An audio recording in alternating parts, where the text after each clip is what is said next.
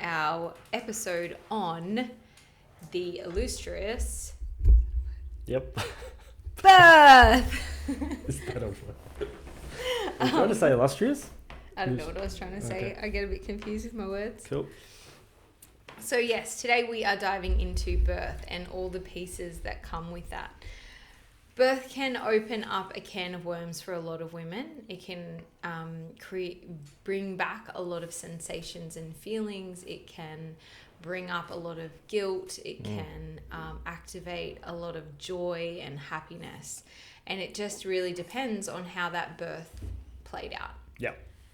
Now, Matt, do you want to dive into some of the physiology of birth? Well, I think that would thrill you It to would. no end. I want to. I'm just going to do that as you go. Oh, you're going to jump in along Jump the in. way. I'm going to completely interrupt and just be quite rude with it, really. Right. Yeah. Well, I will move through then the importance of birth and the importance of birth as a transition. So as we spoke about last time, we talked about the conception and pregnancy journey of a mother, of a woman, and of the baby as they grow within the womb, and how they receive their curriculum from an energetic standpoint, and the power of us doing our work as mothers whilst they are in our womb. And now we are moving through into the actual transition. So we're at, what phase are we at now in the pregnancy? Are we coming up to the day? okay, so let's do where no, we were going to die, birth was imminent. But I will just take a step back for a minute and just touch on a few things in terms of the importance of birth is that it is a huge transition. It is our initial big transition outside on the physical realm. Yep. So we've had a huge transition from soul into physical, and now we're experiencing physically. So we are becoming an earthly being. And therefore, what happens from now on in is functioning from that holistic perspective of us being spiritual, mental, emotional, and physical being. Yeah, a complexity. The complexity of humanness. And so birth is very powerful and potent. And in physiological birth, we would like to see a beautiful flow and process of magic, and the birth imprint being one where the mother is feeling safe, held, protected, where her experience is revered, and where the space that is being held for her is honored, and more than anything, she's trusted. And she's instilled with this trust over and over and over throughout that process. Now, in order to get to that position so that you can have that sort of birth and experience this sort of transition for your baby and for yourself, there's certain aspects of preparation that can happen. Now, obviously, if you were to follow a more ancestral model of care, you have done the work through pregnancy where you have introspected and gone in and connected to, and time again reminded yourself of your ability, your deep knowing, your deep trust, and then supported yourself with the people that believe in you, believe in birth, love and honor you, and are willing to watch and witness. Then you are setting yourself up in the best possible way. Now, what comes up in birth will come up. Birth takes you to a place where you may or may not be prepared for. It'll happen and it's going to happen how it does in all of its perfection, imperfection. It just is what it is. Part of my belief is that a baby chooses the way that they come into this world, based upon the way that they've chosen the mother and the father in the first place, based upon their knowledge of what they know will happen throughout the guidance of the pregnancy into the transition. And if someone didn't go down the ancestral path, they went down the typical medical? Yeah. Or it mightn't be typical medical, but anything that goes into the registered body of the medical world, that is the other option. Yep. And what if there was a synopsis for that journey? The synopsis for that journey in terms of birth will probably start and end with fear. Okay. in that the beginning is we need to ensure that we've followed you throughout your pregnancy and in this preparation for birth, that your body will physiologically come through it. Yep. So there's testing and checks and all of those pieces, very external. Likely a drug or two. Likely as well, some medications, but it's not to say that that's like that you cannot have a physiological birth and you cannot have an empowering birth through that system. It's not set up for that though. Right. It's not set The up. body or that system? The system is not set up Okay. to support physiological birth. It is not set up to trust. It is set up to risk assess. And that is essentially what you will get. Time and time again, they will assess the risk and adjust from there. Yep. Now, those adaptations can be seen as necessary. And that is that. Mm-hmm. They can be seen as necessary. Yep. Especially from the registered practitioner who is implementing their interventions. Mm-hmm. So we're coming up to the birth. Yeah, so from my perspective, in terms of preparation for birth, it's all about preparation through pregnancy and getting the team that is right for you, that will support and love you in the way that you want to be supported and loved. Mm-hmm. That is the way that you set yourself up. Yeah.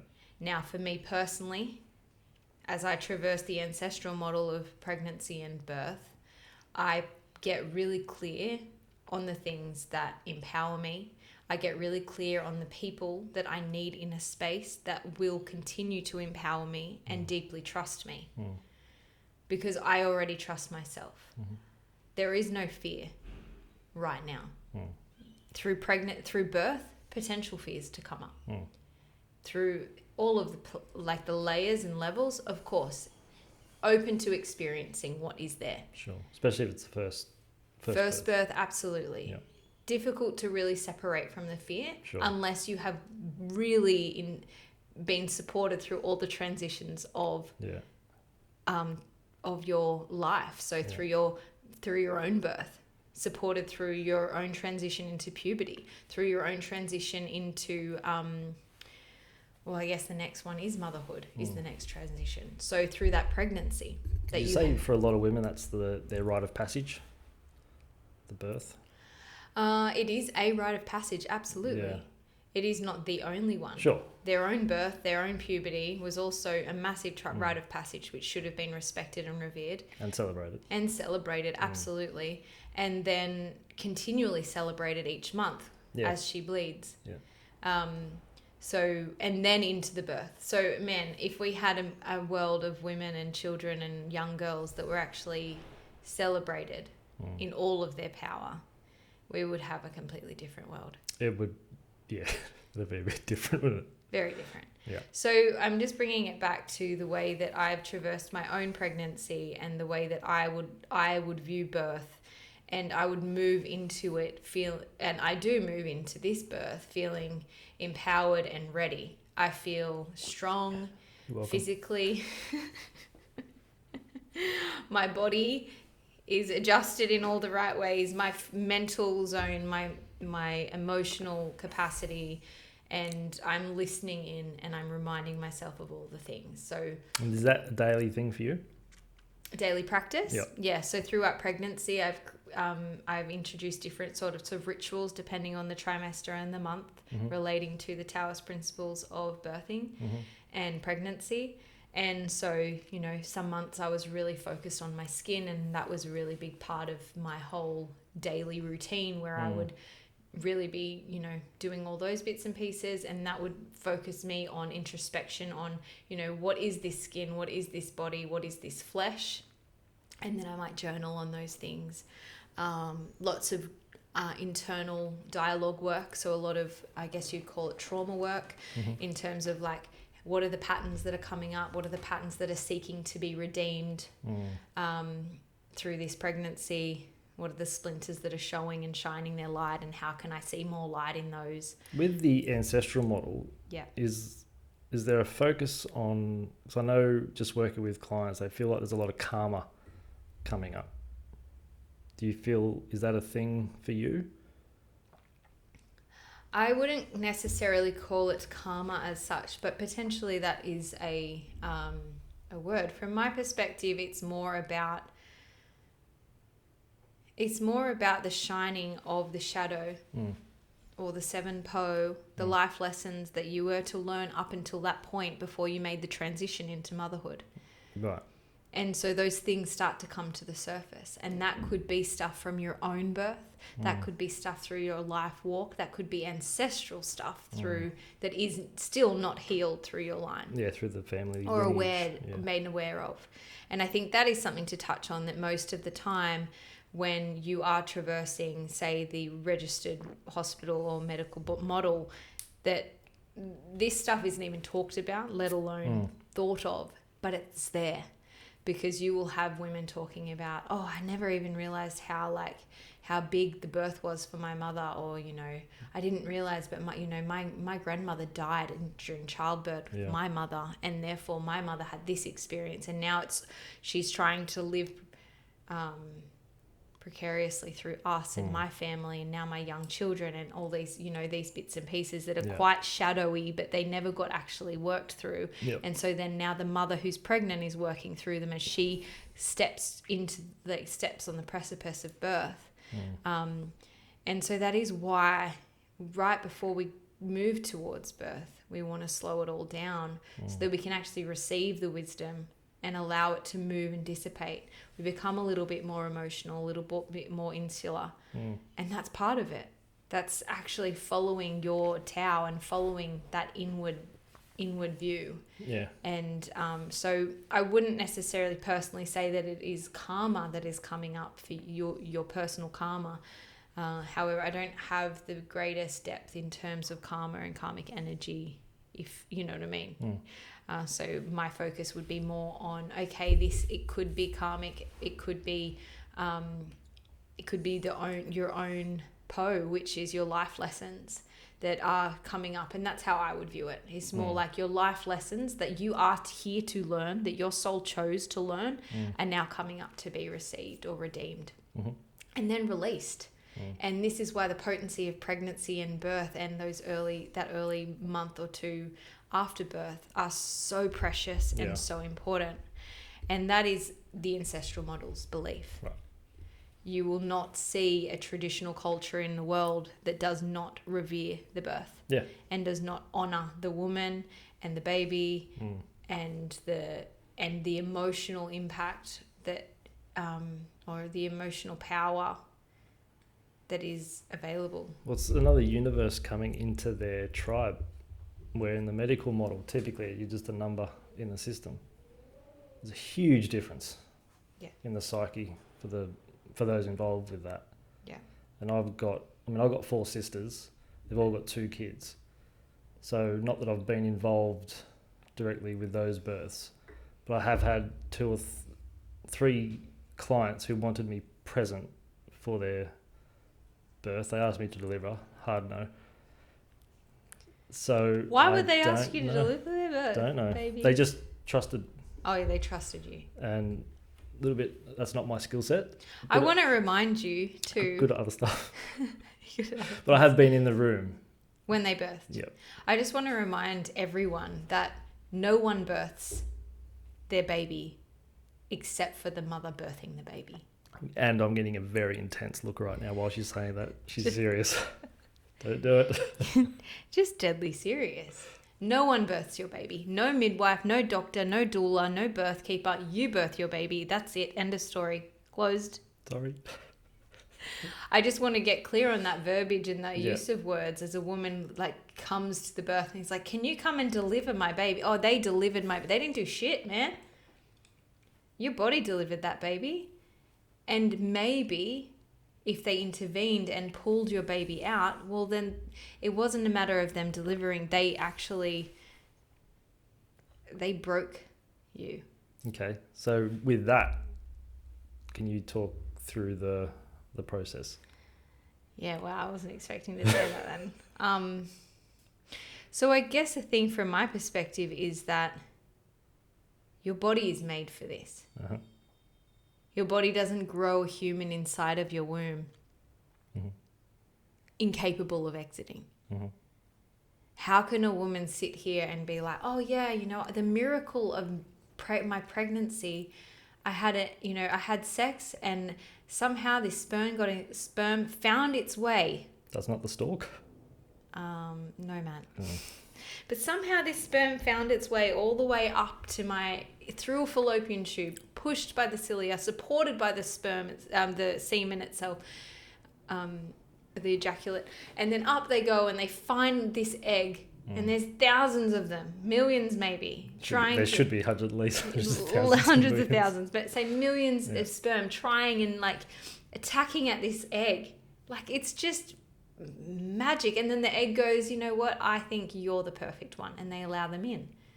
And then they allow the egg in the sperm in, and then they instantly start creating. Hitting it off. Yeah. And they're like, here we are on. We are going to do the dance. Our soup is, this mother and father in this moment have created this energetic soup that is turning into physical vibration instantaneously. And now we're just going to dance our way down into this womb, and we're going to attach an implant, and we're actually going to grow ourselves a separate organ to ourselves that is connected to our source, our mother, who's going to feed us. We're going to spend 12 weeks figuring out all the organs in our body, and this, all of a sudden we've got a whole human form by 12 weeks that then matures and matures and matures until such time as it is like, wow, this womb space is a little bit too small for me. I have to focus on dying so that I can exit. I have to die as in dying as a fetus and become a child. But what that really is, as well as the caterpillar becoming the butterfly. Absolutely. It's the metamorphosis. Yeah. Sorry, as you were. Love that. Thanks. And so I don't know any caterpillar that went into its chrysalis. Good word. Thank you. And went, oh, fuck, I'm not going to get out of here. Yeah. But hopefully there's a surgeon available to help me out. To pull out, to suck out, yeah. And that's such a really good analogy. There is I don't know if this is actually real, but this man was watching a butterfly break free of the chrysalis. And whilst they were breaking free, they were struggling. And there was all this struggle. And so they opened the chrysalis for them, and the butterfly never flew. Wow. It's interesting, isn't it? And I'm not saying that is the case when you choose to have a registered medical modeled birth. Yeah. That is not true. Because that is not the truth. The research between forceps babies, C-section babies, and natural birth babies, as they develop into a grown adult, there's a lot of research into that, showing the differences between each one. And they're massive. Yeah. However, if you are to traverse the registered medical model, it is very difficult to consider, to really believe that you can have a physiological birth. It is, I have patients that I support through their whole preconception, but pregnancy journey, and then postpartum. And they're so excited to share with me how things were going until they went astray.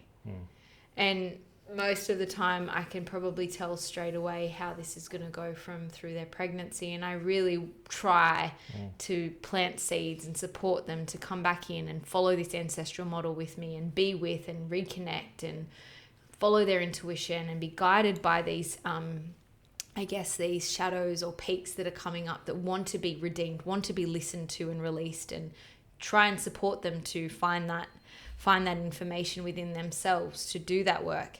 And yet we get to the end and moving into the birth space where they've done all what they think is the preparation. They now understand the physiology of birth. They understand the stages. And then they move in there and they've got their beautiful, this is how I want my birth to go. I would like it to be physiological. And then you move into the hospital system or the registered medical system, however that looks. That could also be a home birth with a practicing midwife. Anyone that is registered within the birth system has something to answer for. And therefore they will do what they are meant to do in certain situations. Therefore they cannot fully trust you. Because if they fully trusted your physiology, then they would be almost obsolete. And that is where the ancestral model picks up. Mm-hmm. So with ancestral to now then, where are we at? Is this D-Day? Okay, Week before, day before? We're at D-Day. Okay. In terms of ancestral birth, you would start to feel a shift in your psyche, and that probably starts a week or two before you actually give birth. So you get a subtle sign. Yeah. Yeah. Subtle or really big, depending on how connected you are. Yeah. But even you don't have to be connected and get a really big, like, I just want to clean my house. Like, I've never cleaned a house before. Yeah, right. I want to be away from every person who looks at me funny, who makes me feel anything but perfect. And then within the hours or days leading into birth, you'll start to feel this shift and adjustment. And then slowly there will be sensations that start that kind of epitomize the beginning of labor. And then you traverse that and you lean in and you resist as little as possible. And you allow yourself to go with your flow. And the more you go with your flow, the more your body hears you and the more your body trusts you, and then it opens and it opens and it opens. And then as you open, and even for first-time mothers, generally that not knowing is very hard. So the resistance that comes up is common and hard, and it becomes even more imperative that the person that you brought into your space, or the people that are in your space, believe in you, even though they don't know that they can, right? Yeah. They believe in you because of your ancestry as a human being on this earth. That is why they believe in you. No other reason. They believe in you because you are a human being that grew a baby from a seed inside of your womb, and now is the time for them to exit. And so... And do you do much work with guys as well with that? Partners? Yes.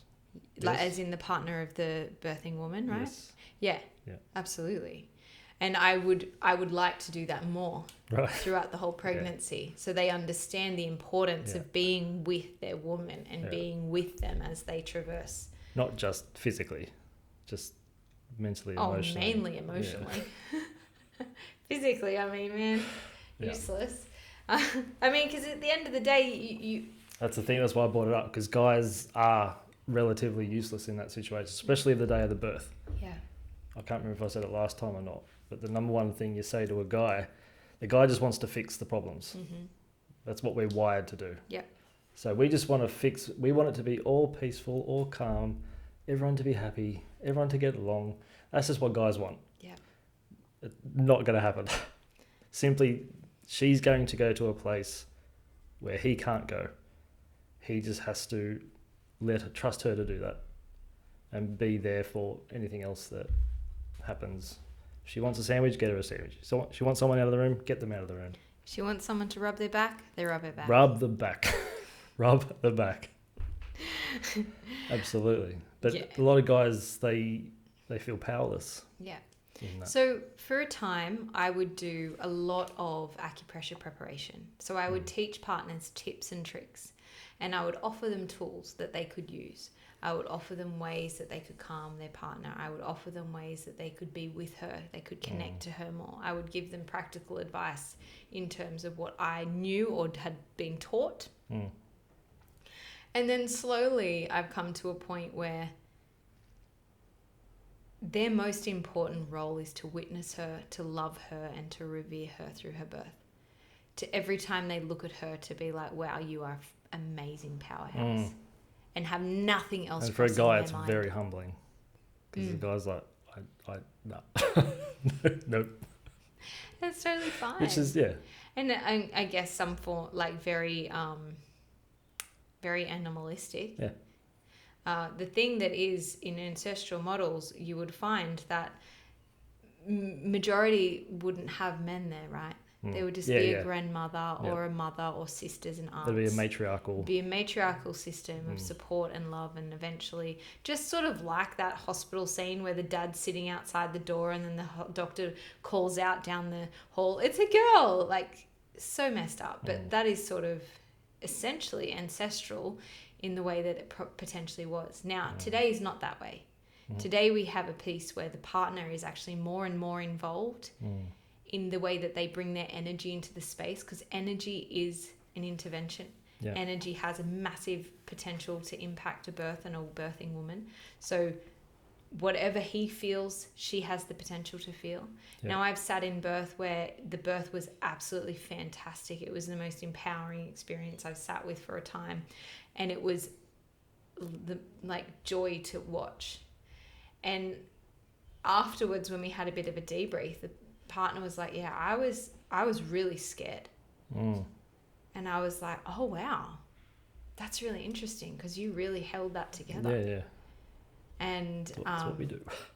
But I've also been in space where that hasn't been, where it's a different. I mean, I've only been at home birth, so I don't know. I can't imagine what happens outside of the home. However, in a home birth, when someone is sort of feeling a lot of emotion, it's not a terrible thing. I've actually not witnessed or been a part of a birth where I've haven't been so deeply you're just in the zone. And just so happy for the women that I've been with and their partners and all the bits and pieces. So I haven't really, but that was quite an interesting thing for even for the birthing mother, who was literally being held by him. Yeah, right. To not actually feel that, because that's quite uncommon, because usually if there is fear in your space, you will feel it. If there is an energy that shifts in your space, you will feel it. Because you are so open to that as a mother. In that moment, you are being broken open to prepare you to transition as into the motherhood, whether that's mother or mother again. Okay. Birthing position. Whatever you want. Go. Be in whatever birthing position you want. However your body is guiding you to move in that way. So the classic, I guess it's more the medical model. Yeah. Is lay down in a bed, legs apart, angled, maybe not. Go. Yeah, I mean, obviously that's not ideal, and part of me a few years ago would have been like, that is terrible, don't labour on your back. I mean, probably would say that in terms of stirrups and someone staring down your vulva into your vagina with like a light on their head. And potential tools. And their face all masked up and their hands all gloved. Like, man, that's like vulnerable breakdown. Like, I can't even fathom how that would feel. But yeah, I think the if position... you want to birth on your back, if that's a position that feels comfortable for you, then your baby will come out. I think, your body would innately know what position to get into. And I've seen some all but standing up or with one leg on a chair. I've seen in all fours, all kinds of positions. And when I first saw it, I like, what the fuck are you doing? Because I didn't know that at the time. This is what prompted me to study that kind of thing. Because in the medieval days, it was primarily standing up. Yeah, leaning against something. Yeah, like looking like you're doing a push-up against the wall. That's the kind of position. A push-up? Sort of, yeah. Like facing the wall? Yeah, your hands are on it. Not doing an actual push-up. Like confused. A wall push-up. No, because I guess that there is in traditional Aboriginal culture, in some part, I mean a particular traditional culture in Armidale, they would press their back against a tree. Yeah, okay. So they would be pressing against the tree and then squatting down and releasing the baby. Yeah, that's help gravity, isn't it? Yeah. Where laying down or sitting up is actually anti-gravity. Maybe. However, the gravity doesn't really have that much impact on what's happening inside physiologically. So if we think about what actually is happening physiologically inside of the womb, the cervix is dilating. Do it to the camera. Okay. The cervix is dilating, and as it's dilating, all those fibers are creating a kicker on the top of the cervix, right? I mean, on the top of the uterus. So as this happens, as this whole piece of flesh is moved back, that energy is being built and built and built above. And that is what pushes the baby down and out. So whether or not you are laying on your back, okay, sure, it could make like a millimeter of difference. But I would say it's more about that, like the sensation for the mother. Like if she's being told to lay on her back by her inner intuition, then that is the position for her to move into. Yeah. If someone externally is looking at her and saying, okay, on your back, legs in the stirrups, I'm going to shine a light down your vagina. Well, yeah, probably not. But I mean, that's anti-gravity, because mainly more is like the hips position have to also adjust a little bit.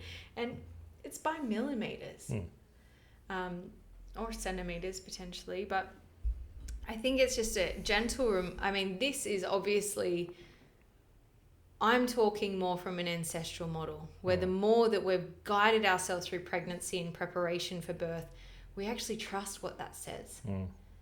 And then the more we trust what that says, we move in that way intuitively. Now, when we look at the hospital or, you know, that registered model, it's like obviously, but there has been so much intervention before that point in time. Yeah. You have left your home to go and be with 100 other people. You have literally walked past probably 15 people before you've even gotten to the point where you're going to birth your baby. You have seen lights and plastic and, you know, you have been cold or probably not feeling so much cold, but your body is feeling cold. The adrenaline is pumping, that's keeping you empowered and going. But, you know, that there is so much intervention before they're like, get on your back and let me check inside of your uterus to see, or your womb, and see whether it's doing what we expect it to do. Like clockwork. And let's check that your just like the book. Baby is in the right position. You know, I've been at numerous births that I'm sure the baby was probably not in optimal positioning. However, when I've debriefed with these mothers, it's pretty clear also that there was stuff coming up. There was emotional stuff that was beautifully coming up. It was showing her pieces of herself that she hadn't looked at, that she hadn't yet understood. And it was showing her hard. And whether or not she was meant to traverse those at whatever point, she was doing it now. And then eventually, you know, there was, with one birth, we did some adjustments with the midwife, and the midwife kind of supported her to do a few different techniques and try and slow down that pushing, that kicker that's literally just pushing out her baby and get her in a position that was, you know, trying to defy gravity, getting her upside down or getting her on her side. And to some extent, maybe that really helped. Yeah. You know, so she wasn't pushing for so long. So there wasn't too much heavy weight going into her, onto her pelvic floor and into her womb and into her hips. Another birth I watched, and she took 9 hours. But what happened at the end was when she released and she understood and trusted that my body is actually capable. And we would have never known that she may not have trusted her body fully until that point in time. Yeah. But as she traversed labor, she was reminded over and over, or she at least reminded us over and over, that my body is not doing as it's meant to. Yeah. And to me, that was just a very clear indicator of the power with which was to watch her traverse that and birth her perfectly healthy baby, who, if you saw them, you would be like, wow, they are like blissed out perfection. Yeah. However, had she traversed a different model of care, there is no way she would have come out on that way. What do you say to clients that come in who they say they've say scheduled a C-section or an epidural or this sort of birth, that sort of birth? What do you say to those? Most of the time I just hold their hand and walk them in the way they want to be walked. If you choose a path that isn't part of the ancestral model, well, then I'm going to support you no matter what. I think that there's pieces of guidance that I can offer in terms of, okay, is this what you really want? Is this what feels right for you? Because this is going to have an impact in some way or another. How can we do it in a way that makes you feel most supported? How can you do it in a way that makes you feel most nourished? To actually try and do it in a way that makes more physiological sense. I think most of the time it's walking into birth a little, a patient said this to me the other day, green, where you sort of don't really know or recognize, you just, I just trust them. You know, you walked through the first time and they're like, oh, I just trust what they tell me. And then after you've walked through the first time and it went okay, even if it didn't go okay, you do it again. You're like, oh, I trust them again. I don't know a single experience in a person's life where when it goes really bad and you feel terrible, but you choose the same model of care the next time.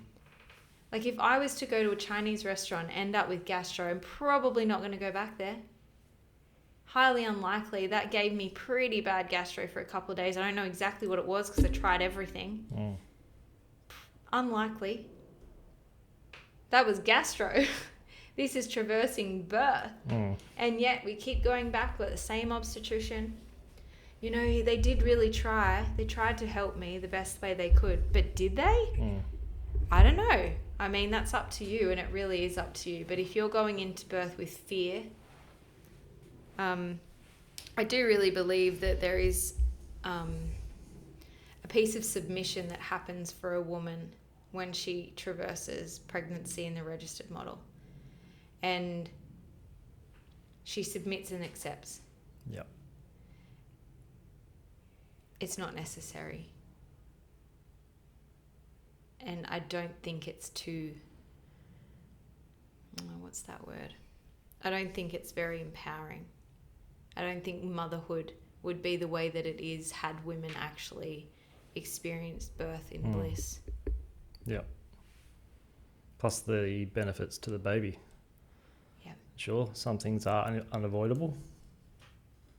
Sometimes you need that system, which is best as emergency, but we rely on it for our health. Yeah. We put too much of our own power into it to keep us healthy. But the birthing process itself is actually a natural... It's a nature's first vaccine, really. Because as the child slides down, or up, or whatever position, comes out, as it passes through the vaginal... Do we say vaginal wall or vaginal? I would say vaginal. Okay. As we slide through that vaginal wall, that's like a jump start to the baby's immune system. That's like the first... And then the bacteria on the mother's body also contains so many antibodies. And in native tribes, a lot of women didn't shower or bathe or clean themselves for about 2 weeks, the first 2 weeks of the child's life. And that gave the baby all the nutrients that it needed. Yeah. On top of what's in mother's breast milk as well. Absolutely. Yeah, it's pretty profound and important to know. Like we do have this idea of skin to skin to help breastfeeding, and obviously that's now sort of a medicalized help. Like, oh yeah, okay, skin to skin for breastfeeding. But then there's the pressure of breastfeeding after a traumatic birth experience. Like, that's really hard work. So what's the average time, would you say, if there is, between birth and first meal? For a baby? Oh, I don't know. It really depends. I think it just depends. Like, obviously, most of the time in both a kind of registered model and ancestral model, you will have the baby to the mother. Ideally, straight away, the mother collects the baby from her womb and places her on her body. No, I mean for the milk. For the milk, it's going to be dependent on that, right? Yeah. So it's different every time. Well, as the baby connects to the mother and then is on the breast or on the chest, and then most of the time I've seen babies suckling fairly quickly. Sometimes they don't suckle straight away. I also read somewhere that the first, I guess, I don't know what else to call it. Well, the first batch of milk, I guess, from the mother is an accumulation of her toxins pre that moment. So I've heard doctors and naturopaths say dispel that first lot and then give the baby the second lot. Sounds terrible. Terrible? Sounds like someone's decided to do some sort of check and decided that that's that's the way. Like they got too scientific and too focused on the microbial aspect of that.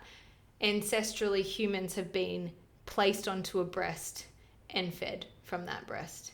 Now, if that is from today's because of the drugs or whatever they've been given, maybe. But gosh, I feel like that's taking the colostrum is like the wonder drug of a baby, and to just waste it like that just sounds terrible. And if it is toxin filled, well, maybe that's the lessons for the baby. Maybe that's part of the initiation of the curriculum that they have decided to come and be fed from on this earth as they become child.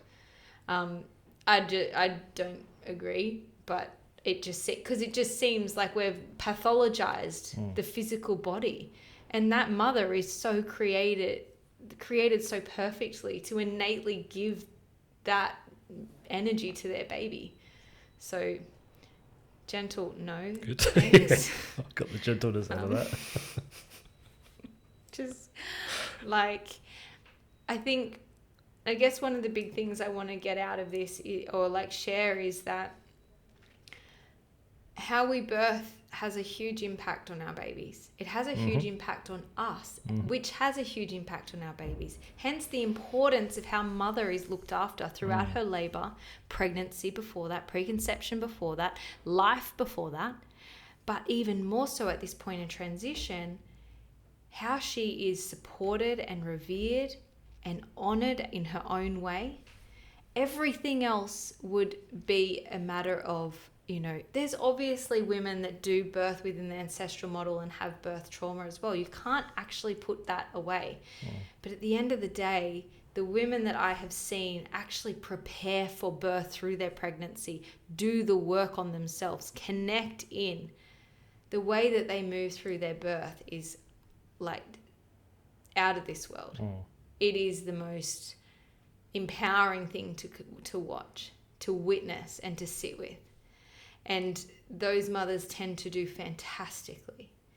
And then obviously you're supporting the whole, you're supporting the woman to then, and this is where we're coming to, is not only birth her baby, not only transition into mother, but also birth the placenta. So the birth is not finished until the placenta has been released.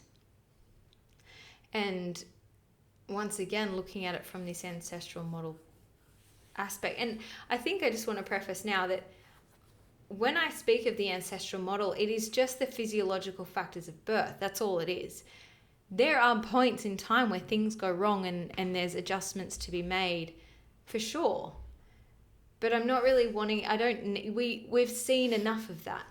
We know enough about things going wrong and if you can't hear me, but I'm doing quoting lots of quote marks here. Things going wrong that need to be adjusted to, but this is the thing. Like life, there is death, and we have gotten so particular about saving everything, except the food and the oceans, except the things that keep us alive. No, except the things that keep us alive. But in terms of keeping babies alive, 100%, we are very particular about that. And I mean, as a mother grieving from a loss of a baby, then of course, like, you would do anything to have that baby back. And it takes a lot to actually understand this idea of life will life if it's meant to. Do you think that's also our culture interpreting and calculating everything just from a literal viewpoint?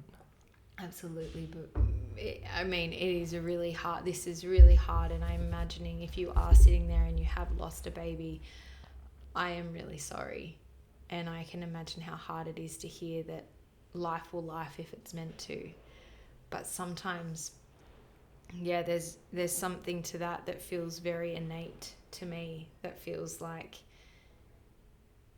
I am here to follow the Tao. I am here to be with my soul purpose and do what is that, and trust that and allow that to be opened through me and move with me. And yet if I choose to go against that, well, that's okay, but that will not go away. That lesson will try to be learnt. Yeah. One way or another. Yeah. Yeah.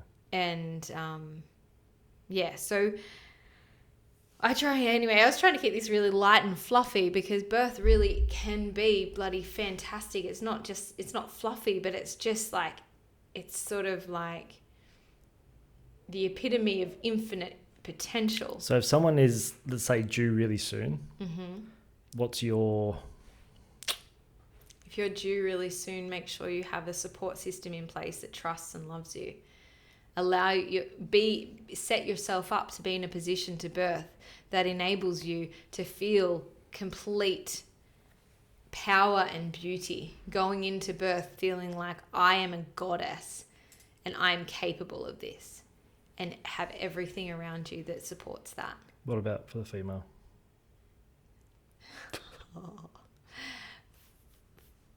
For the dad, I'm just keeping it light.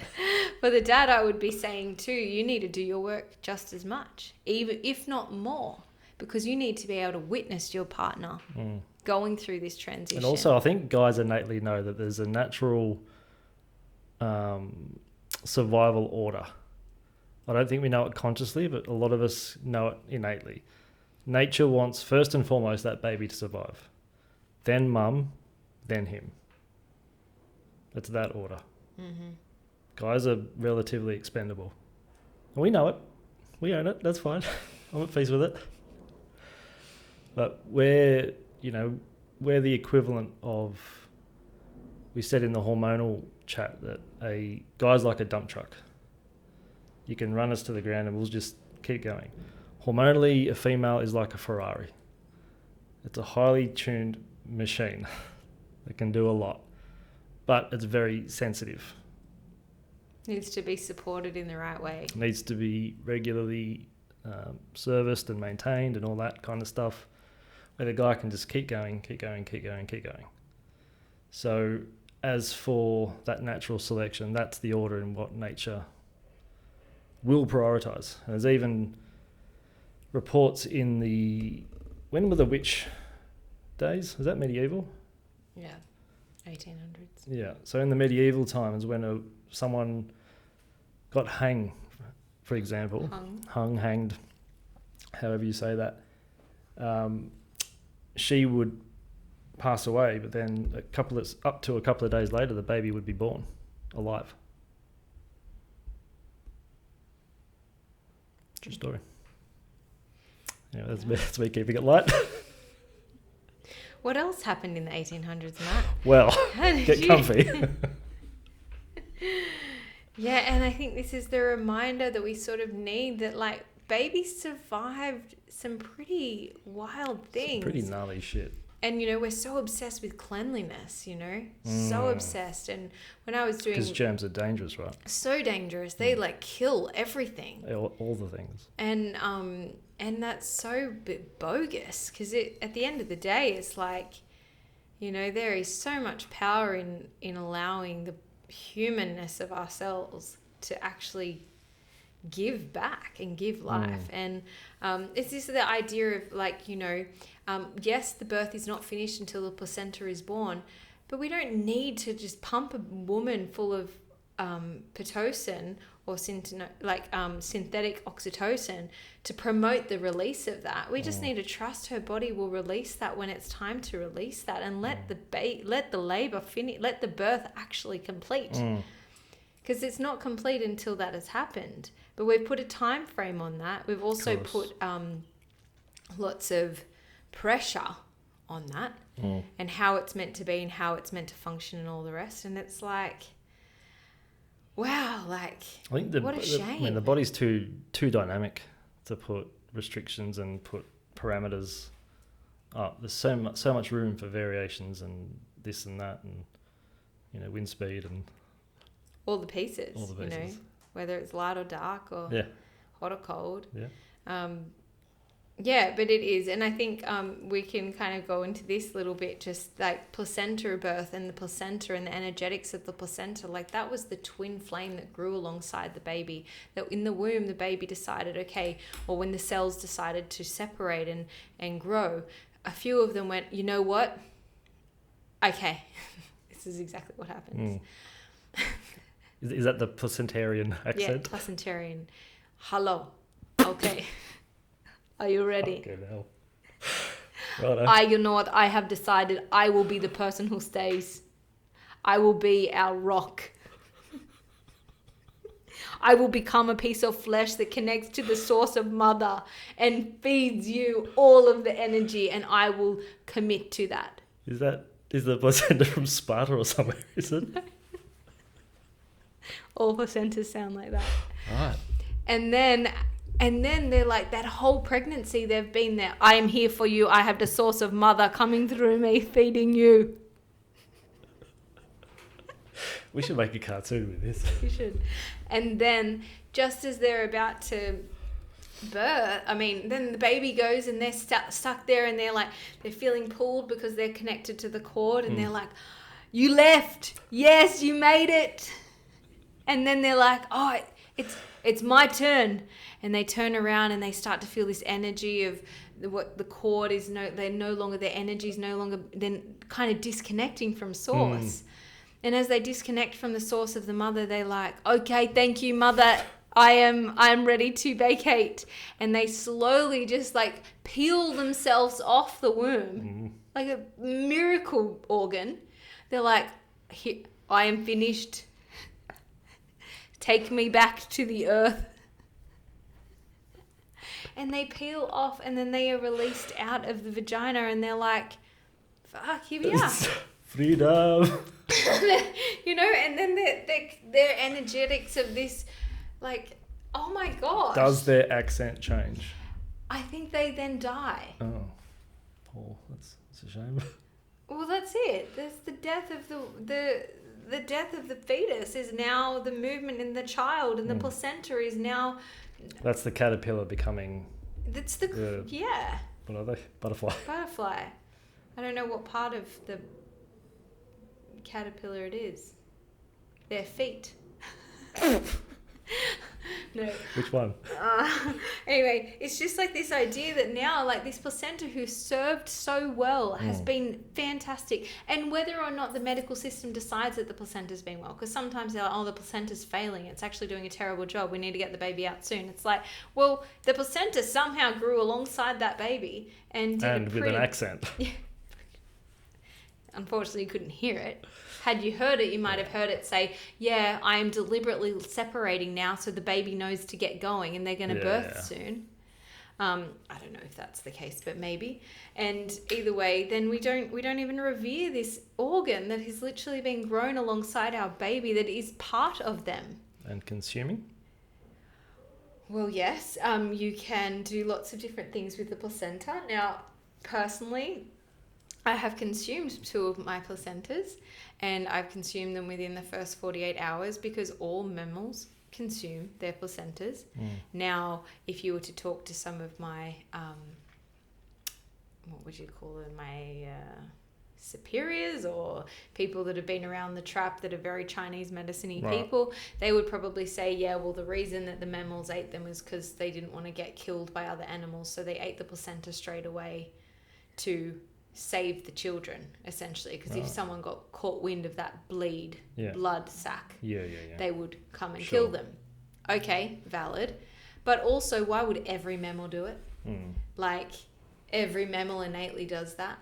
So to me, that felt very, very much like something that felt I was going through my animal stage and phase and feeling into that, and that felt really good for me to okay, we consume the placenta, that feels right. And I was also very conscious of within that the placenta is very, very estrogen dominant, and we want to flip into being more prolactin dominant as we start to produce milk. So the idea of essentially getting your placenta encapsulated and consuming that for quite some time doesn't really work in my mind, because you probably don't want to be maintaining this highly estrogenic dominant supplement when your body wants to transition into the prolactin dominance, and it sort of can't. It'll be sort of blocked. Yeah. Those hormones stay elevated for good 18 to 23 months. Yeah. Post birth. Yeah, but they're going to have, especially with the potency that is to consume that. You're not, we're not doing that deliberately either. It's just it's a natural formation of the physiology of postpartum. This time around, third baby, I am likely not going to consume my placenta, and instead I'm preparing to let the placenta to experience a lotus birth, which is essentially just allowing the placenta time to separate from the baby. And then once that occurs within, say, 10 days, once it has separated from the baby, then I will bury it back into the earth. There is a lot of literature and depth to the spiritual aspect and facet of the placenta, and putting the mother back to the mother. The mother placenta, being their mother placenta, going back to Mother Earth. What does she say like? She just sounds like a goddess. I can't do her voice today. But either way, so there is this big energetic force of that. And so until the placenta has actually been delivered back into the earth, it's almost like the baby hasn't quite landed. Now, I hear myself saying that now, and if you have had some form of what's that called? Registered model birth care, and your placenta was just thrown into the bin, I don't not believe that your baby can't land, that their life is done and they're doomed to forever be floating above the earth.